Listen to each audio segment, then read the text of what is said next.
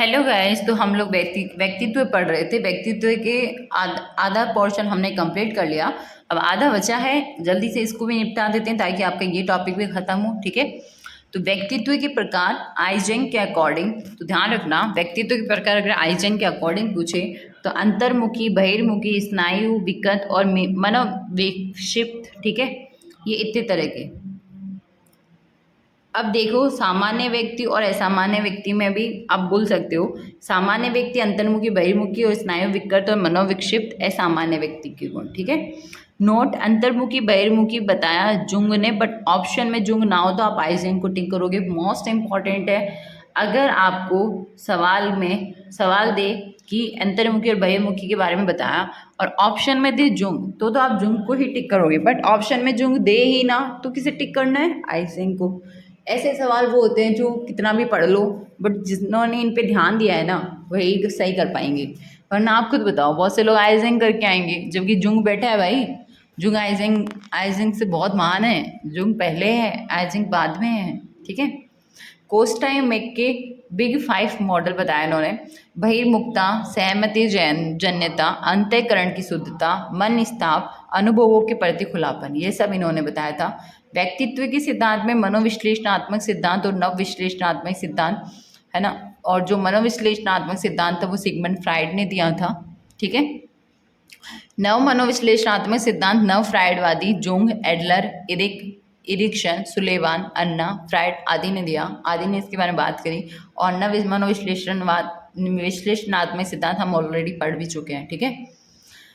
अब जुंग का विश्लेषणात्मक सिद्धांत थोड़ा सा देख लेते हैं। को लेकर ये सिगमंड फ्राइड से सहमत नहीं थे। मतलब जुंग ने जो विश्लेषणात्मक सिद्धांत दिया तो इन्होंने ये सिगमंड फ्राइड से सहमत नहीं थे क्यों। और इनकी पुस्तक थी काम प्रवृत्ति। ठीक है। अच्छा, इन्होंने काम प्रवृत्ति के बारे में बात की थी कि पुस्तक थी साइकोलॉजी ऑफ अनकॉन्शियस। ठीक है। तो इसके अंदर काम प्रवृत्ति के बारे में बताया था सिगमंड फ्राइड ने। तो जुंग जो है वो इस चीज़ से सहमत नहीं थे। ठीक है, उनकी मर्जी यार, वो नहीं थे सहमत।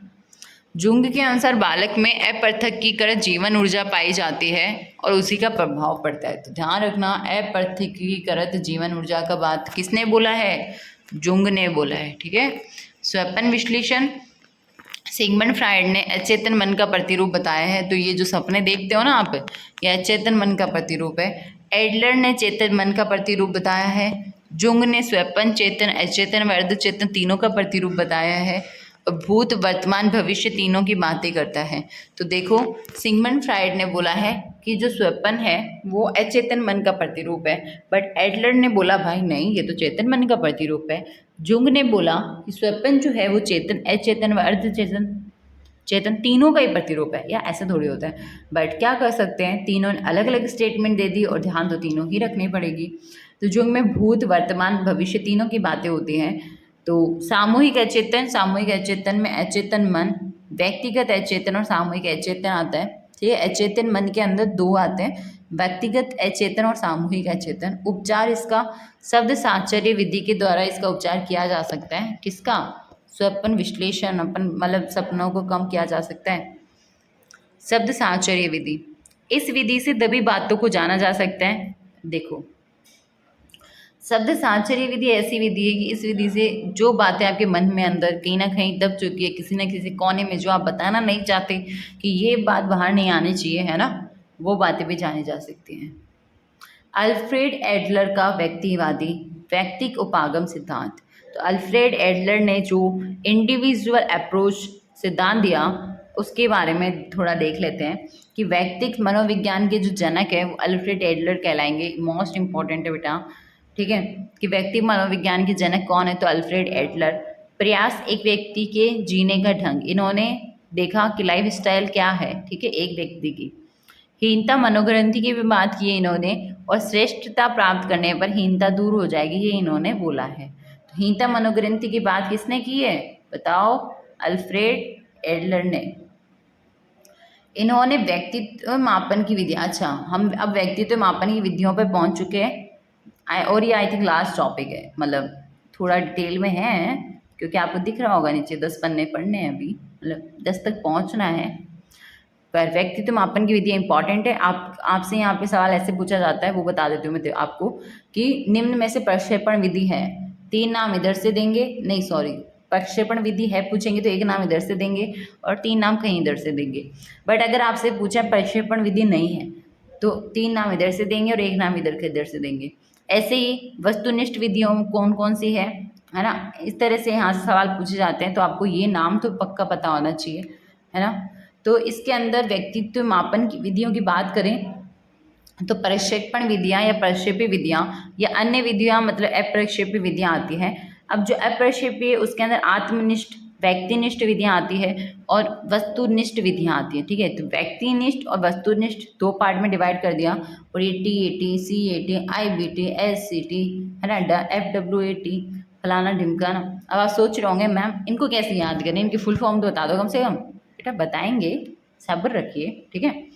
आत्मनिष्ठ व्यक्तिनिष्ठ विधियों में आत्मकथा विधि, व्यक्ति इतिहास विधि, प्रश्नावली विधि और साक्षात्कार, ये सब आता है। तो आपसे अगर कोई पूछे साक्षात्कार कौन सी विधि में आता है, तो ध्यान रखना आत्मनिष्ठ या व्यक्तिनिष्ठ विधि के अंदर।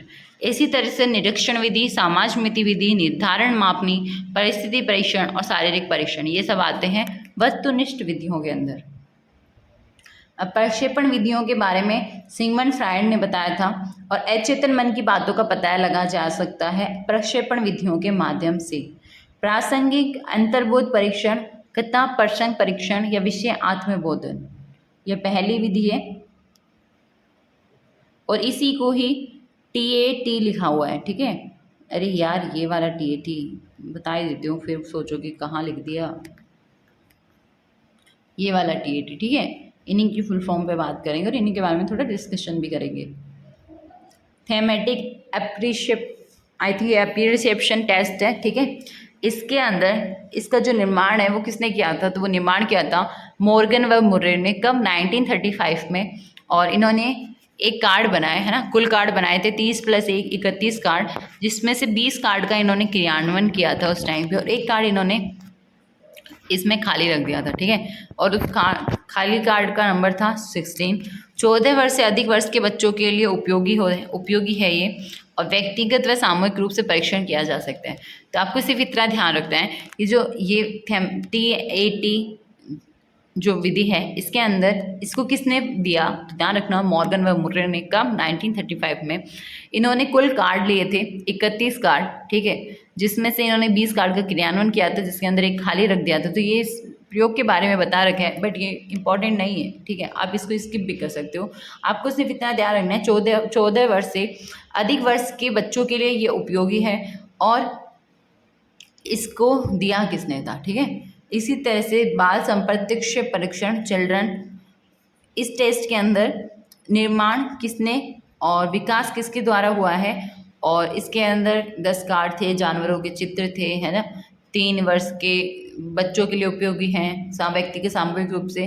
तो ये सिर्फ डिस्कस कर लो एक बार, मतलब एक बार सुन लो और एक बार लिख लो अगर लिखने का मन हो तो, अदरवाइज मुझे ये इंपॉर्टेंट नहीं लगते। आपको ये जरूर पता होना चाहिए कि कौन सी विधि कौन सी तरह की है, ठीक है, यहाँ से सवाल आते ही आते हैं। अब रोसी शाही धब्बा परीक्षण, ये इंपॉर्टेंट है, कुछ नाम पढ़ के लग जाता है भाई, ये तो टपकने लायक सवाल है, ठीक है। तो आपसे पूछे अगर रोसी शाही धब्बा परीक्षण का निर्माण तो हरमन रोसा ने किया था, है ना। अब इतना डिटेल में कोई नहीं जा रहा कि 5 कार्ड काले व सफ़ेद, है ना, कार्ड नंबर थे 1 4 5 6 7, 2 कार्ड फलाना कार्ड। वाक्य पूर्ति परीक्षण, सेंटेंस, ये तो नाम से ही पता चल रहा है, अधूरे वाक्यों को पूरा करना, इसका निर्माण किया था पाइन व टेंडर ने। स्वतंत्र शब्द साहचर्य परीक्षण, फ्री वर्ड एसोसिएशन टेस्ट, इसका निर्माण किया था गॉल्टन ने। तो ध्यान रखना गॉल्टन ने दिया था भाई ये वाला, ठीक है, इंपॉर्टेंट है। इसके अलावा तस्वीर कुंठा परीक्षण के बारे में रोजेनविग ने बताया था।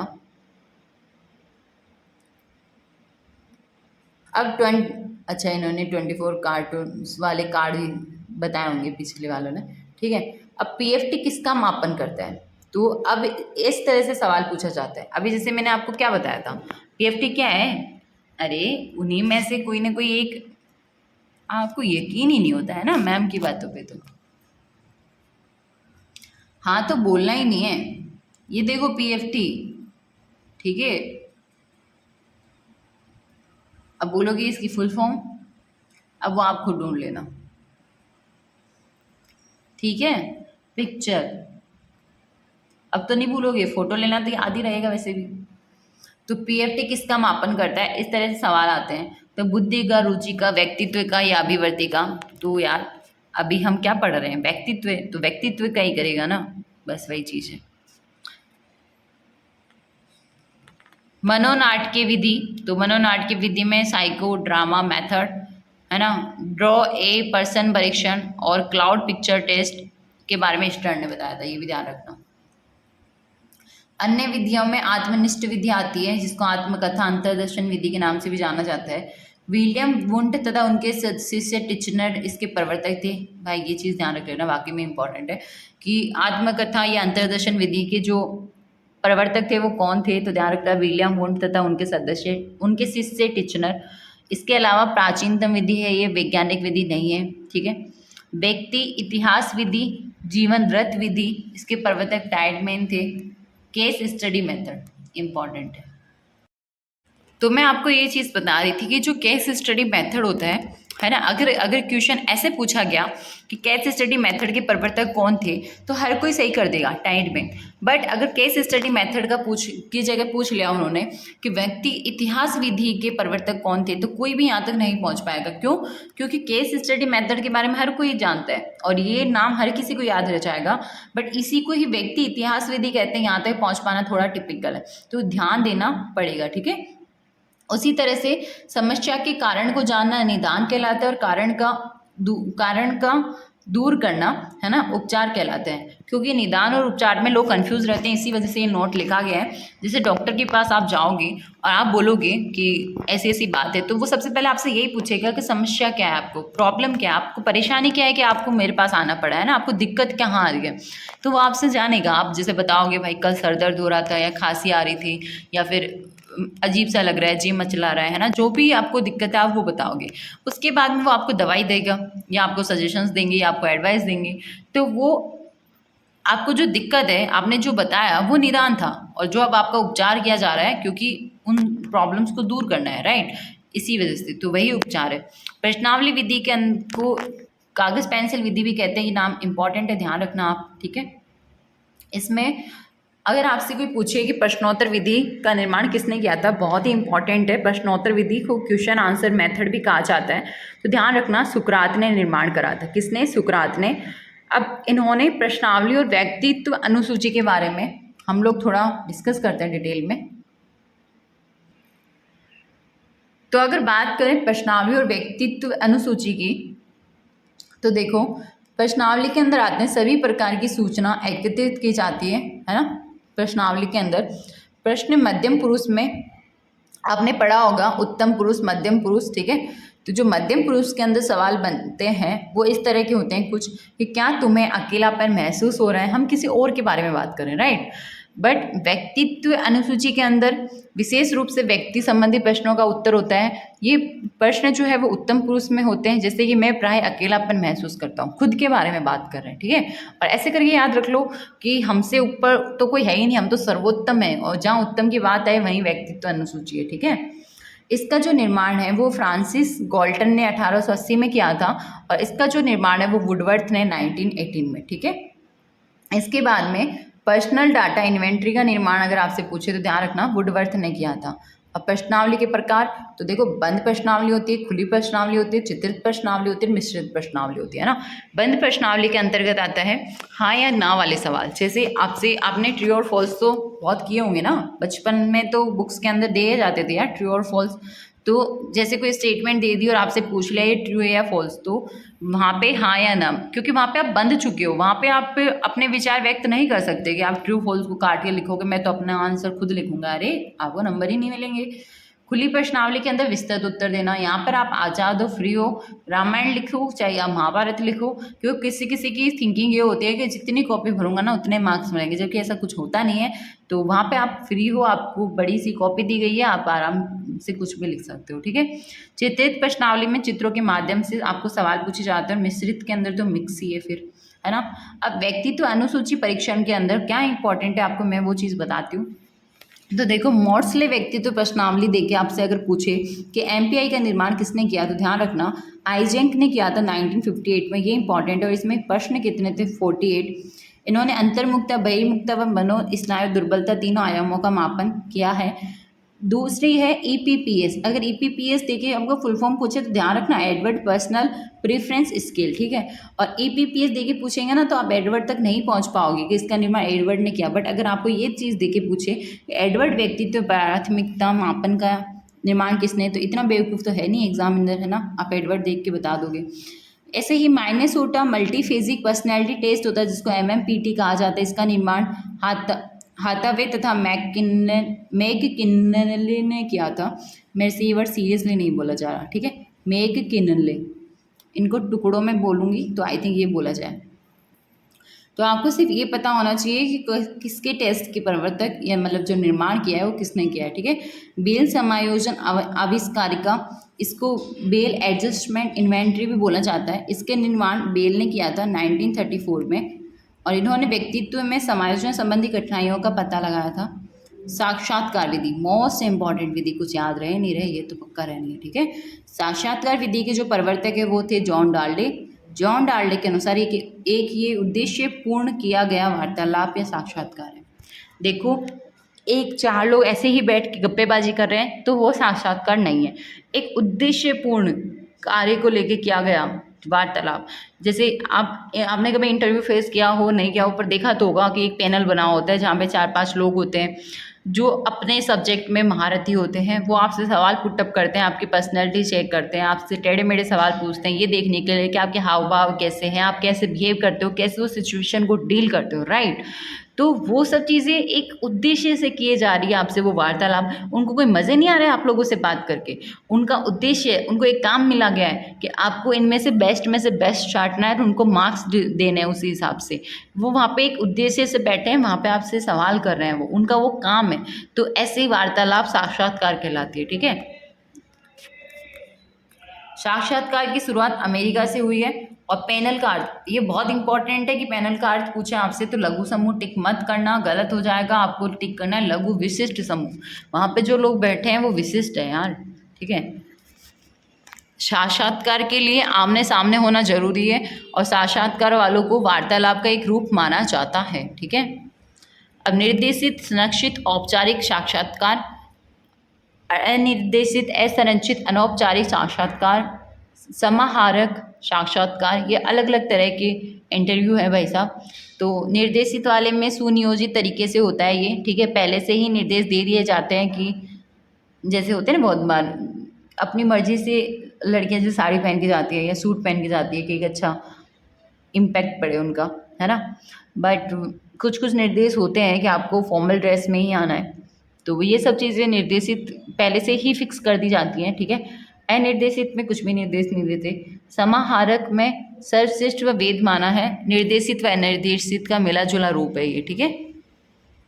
वस्तुनिष्ठ विधियों के अंदर निरीक्षण विधि, बहिर्दर्शन विधि और सार्वभौमिक विधि के बारे में देखते हैं। अभी हमने थोड़ी देर पहले अंतर्दर्शन विधि के बारे में डिस्कस कर लिया था। अब इसके प्रवर्तक थे वॉटसन, तो आपसे पूछे निरीक्षण विधि के प्रवर्तक वॉटसन, बहिर्दर्शन विधि के प्रवर्तक वॉटसन, सार्वभौमिक विधि के प्रवर्तक वॉटसन, ये तो इम्पोर्टेंट है यहाँ पे, ठीक है। अब निरीक्षण के प्रकार दो तरह के, नियंत्रित औपचारिक, अनियंत्रित अनौपचारिक, सिर्फ नाम ही ध्यान रखना है आपको, ठीक है। निरीक्षण के प्रकार दो, नियंत्रित औपचारिक और अनियंत्रित अनौपचारिक।